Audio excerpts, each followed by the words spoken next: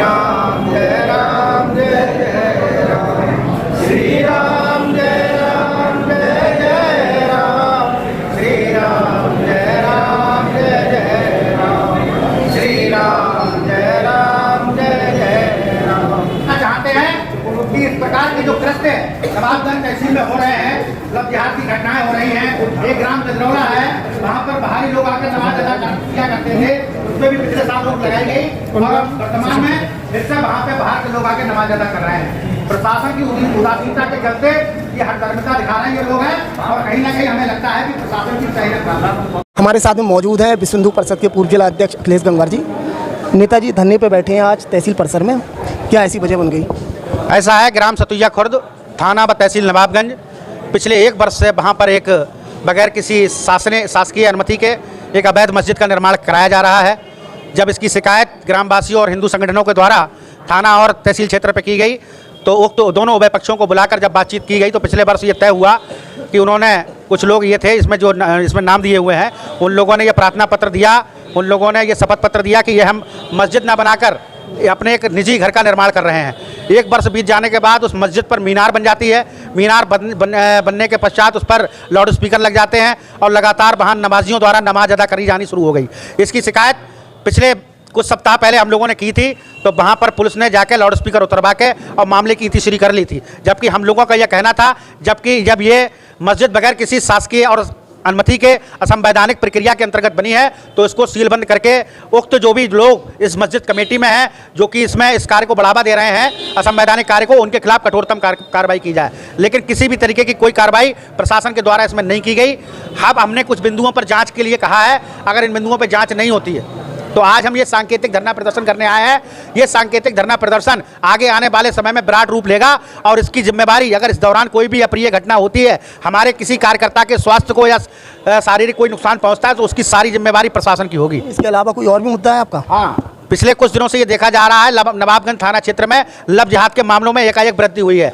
हमारी ये मांग है, जिस तरीके से शासन आदेश भी है कि लगातार एंटी स्क्वाड टीम बनाकर स्कूल कॉलेजों में, कोचिंग संस्थानों में, पिज़्ज़ा हट्स पर, रेस्तरां, होटल्स में निगरानी और छापेमारी की प्रक्रिया पुलिस प्रशासन द्वारा की जाए, ये की जानी चाहिए, जिससे कि इस तरीके की घटनाओं में रोक लगे। लव जिहाद वाले जो मामले हैं, जो आरोप लगा रहे हैं आप, ये सिद्ध हुए हैं अभी तक क्या? ये सिर्फ आप लोगों के आरोप हैं? कई मामले ऐसे हैं, अभी तो 3 दिन पहले की घटना है जिसमें कल ही लड़की बरामद हुई है। वो भी लड़की ने खुद फोन करके अपने घर पे बताया है। उस लड़की को मुकदमा दर्ज हुआ है उसमें? उसमें मुकदमा दर्ज हुआ है, बाकायदा, हो सकता है बयान आज होते हों। इस तरीके की कई घटनाएं हो चुकी हैं, लेकिन पुलिस जो है उस मामले को दबाने पर लगी हुई है। मीडिया तक को इसकी सूचना नहीं देना उचित समझती है, लेकिन कहीं ना कहीं लोगों के मनों में आक्रोश है और ये आक्रोश कहीं क्रांति बन के इस शहर की आबो हवा को कहीं आग ना लगा दे। इसलिए हम प्रशासन को चेताने के लिए आए हैं कि प्रशासन समय रहते चेत जाए, अपनी जो जिम्मेवारियां उसका सही तरीके से निर्वहन करें, वरना जनता यदि सड़कों पर उतरी तो फिर परिणाम इसके बहुत ज़्यादा खराब होंगे। हिंदू धर्म से जुड़ी जो समस्याएं हैं उसको लेकर आप धरने पे बैठे हैं, लेकिन एक बहुत बड़ी समस्या है नवाबगंज, जहां रामलीला का जो मंचन होता है, रामलीला का आयोजन जो होता है, सैकड़ों साल पुराना वहाँ पे मंचन होता है, लेकिन वहाँ पे नींव भरी आ रही है, बिल्डिंग वहाँ पे बन रही है, कुछ बन चुकी हैं, कुछ बनने की तैयारी में है, तो उसको लेकर आप धरने पर नहीं बैठे कभी? उसका वो मामला मेरे संज्ञान में है, लेकिन उस मामले की तह तक मैं नहीं पहुंचा। वो मामला जमीन जायदाद के विवाद का है और उस विवाद में पड़ना नहीं चाहता। ना मैंने किसी के अभिलेख देखे हैं उसमें है, भाई जिसके अभिलेख ठीक होंगे। मामला रामलीला का नहीं, बल्कि मामला मेरे संज्ञान में जहाँ तक है रक्षा संपदा विभाग और कुछ लोगों के बीच में है। रामलीला का आयोजन तो होता है वहाँ पे, रामलीला का आयोजन तब तक होता है, तब तक होता रहेगा वहाँ जब तक रक्षा संपदा विभाग अनुमति देता है। अगर सेना अनुमति नहीं देगी तो रामलीला को कहीं और अन्यंत्र स्थापित करना पड़ेगा। आस्थाओं का मामला जरूर है, हमारी आस्थाओं के दृष्टिगत ही रक्षा संपदा विभाग हर वर्ष जो है हमें मेला लगाने की अनुमति देता है। लेकिन अगर वहाँ पे किसी की पर्सनल प्रॉपर्टी है जो 100 वर्षों से पड़ी चली आ रही है और अगर वो व्यक्ति अब उस प्रॉपर्टी को बनाना चाहता है तो ये उसकी आस्था का विषय है, वो दान देता है। 12 साल पहले आपको जानकारी में होगा, शायद मुझे लग रहा है आप भी उस धरने वगैरह जो हंगामा हुआ था उसमें शायद शामिल हों आप, मुझे लगता है। आज से 12 साल पहले वहाँ पर कुछ लोगों ने, बरेली के लोग थे जिन्होंने कब्जा करने का प्रयास करा, नगर के ही लोगों ने वहाँ पे हंगामा करा, सड़कें जाम करी। उस समय रामलीला की जगह थी, लेकिन जब नगर के लोगों ने वो जगह खरीद ली तब सेना की जगह बन गई वो। अब रामलीला का जो नाम है वो हटा दिया गया है। आप बिल्कुल ठीक कह रहे हैं, लेकिन आज से 2000 में आपको 9 की बात बताता हूँ। 2009 में सेना के द्वारा एक निविदा निकाली गई थी कि रामलीला का मेला जो बरसों से लगता चला आ रहा है, उस मेले में जो नीलामी बोली है, जो कि ठेकेदारी से कहते हैं, उसकी ठेकेदारी रक्षा संपदा विभाग के द्वारा की जाएगी और हम 5-6 लोग एक ग्रुप बनाकर रक्षा संपदा विभाग से उसकी अनुमति लेके आए थे। बाकायदा हम लोगों ने टेंडर डाला था।